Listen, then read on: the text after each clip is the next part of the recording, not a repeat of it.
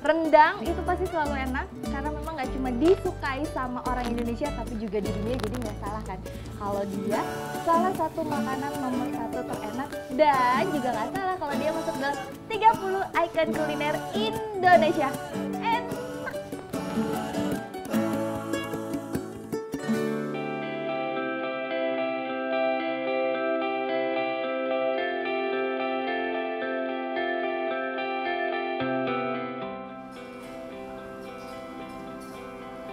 Lidah orang Indonesia mana yang belum mencicipi gurihnya kuliner berisi daging ini?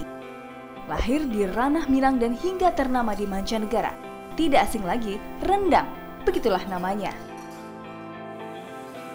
Daerah yang paling terkenal dengan aneka jenis rendangnya adalah Payakumbuh. Kota terbesar kedua Sumatera Barat ini akan memanjakan hasrat Anda terhadap rendang. Pusat oleh-oleh lengkapnya menjual aneka jenis rendang, mulai dari rendang telur, rendang suwir, hingga rendang daging. Uniknya, hampir semua nama toko oleh-oleh di sini adalah nama dari si pembuatnya sendiri. Salah satu penjualnya adalah Uni Erika. Uni Erika mengajak saya mengintip bagaimana cara membuat rendang. Ada santan bahan utamanya, ada lengkuas, ada jahe, cabai, bawang merah, bawang putih dan kunyit, daun serai, daun jeruk, dan juga daun salam. Setelah santan dipanaskan dalam kuali besar, semua bumbu penyedap dicampurkan. Aduk-aduk hingga santan mengental, setelah itu bahan dasar rendang dimasukkan, bisa telur, paru, atau daging. Nah, yang saya lakukan ini adalah asal-muasal nama rendang itu sendiri muncul, yaitu proses marandang atau membuat sedikit habis santan yang ada di adonan rendang itu sendiri. Dan khusus untuk membuat rendang daging ini butuh proses yang cukup lama, 2 jam. Harus kuat. Proses merendang daging memakan waktu lebih lama karena ada proses pengempukan daging di dalamnya. Tetapi jika memasak rendang telur atau rendang suwir, kita cukup membutuhkan waktu setengah jam saja. Ada satu hal juga yang membedakan rendang daging dengan rendang jenis lainnya. Rendang daging dijual dalam keadaan basah, sementara jenis lainnya dijual dalam keadaan kering. Alat sederhana ini berfungsi sebagai penghilang minyak dalam merendang. Minyak yang sudah disaring akan digunakan kembali dalam campuran santan.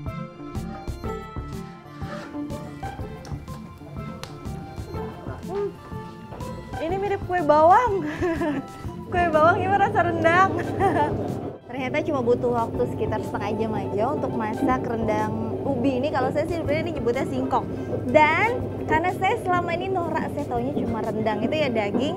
Nggak ada salahnya kalau kita cobain. Panas. Udah cobain ya.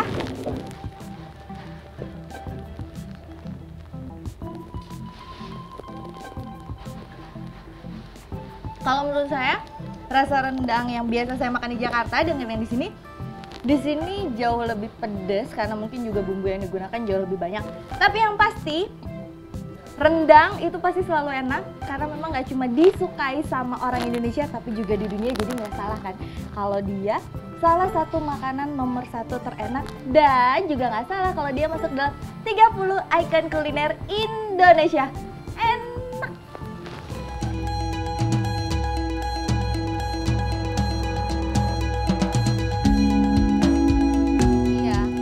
Di Payakumbuh terdapat olahan rendang yang cukup sulit dibuat karena salah satu bahan tambahannya hanya ada di Harau.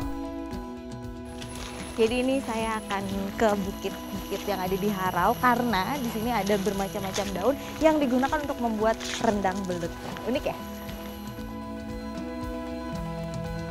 Ada 3 jenis daun dasar yang harus digunakan untuk membuat rendang belut, di antaranya daun malih-malih, daun akar, dan daun surian. Untuk mendapatkan ketiga daun ini kita harus masuk ke dalam harau dan menyusuri sungai. Iya.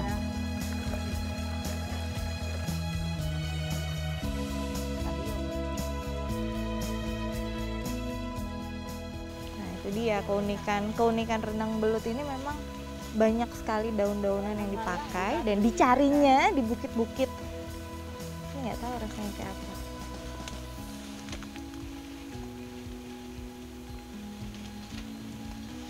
nggak ada rasanya sebenarnya.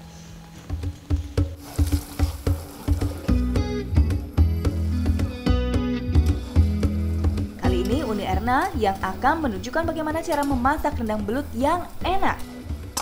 Daun malih-malih, daun akar, dan daun surian dibersihkan dari batangnya. Kemudian seperti proses merendang umumnya, santan bersama bumbu halus dipanaskan terlebih dahulu. Selanjutnya masukkan belut yang sudah dipotong-potong. Secara sejarahnya sendiri kenapa belut dijadikan rendang ini sebenarnya karena dia biasanya yang membuat ini adalah para petani atau yang memiliki kebun, jadi tidak bisa membeli daging atau menghasilkan daging. Nah, karena di situ juga mereka biasa tinggal di perbukitan yang banyak dedaunan yang bisa dimasak, jadi mereka campur adukan dan katanya sih enak rasanya. Saya belum nyobain, yang penting kita marandang belutnya saja dulu.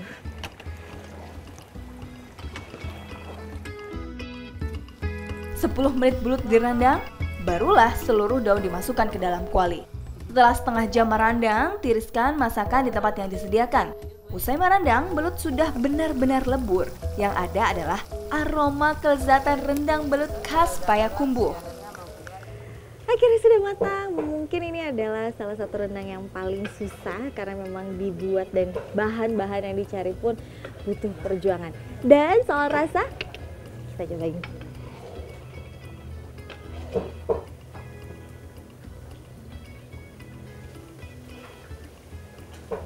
Apapun yang direndang memang rasanya enak. Jadi satu kata aja yang mau saya ucapkan, terima kasih buat para nenek moyang di ranah Minang yang sudah menciptakan makanan yang lama nih macam nih.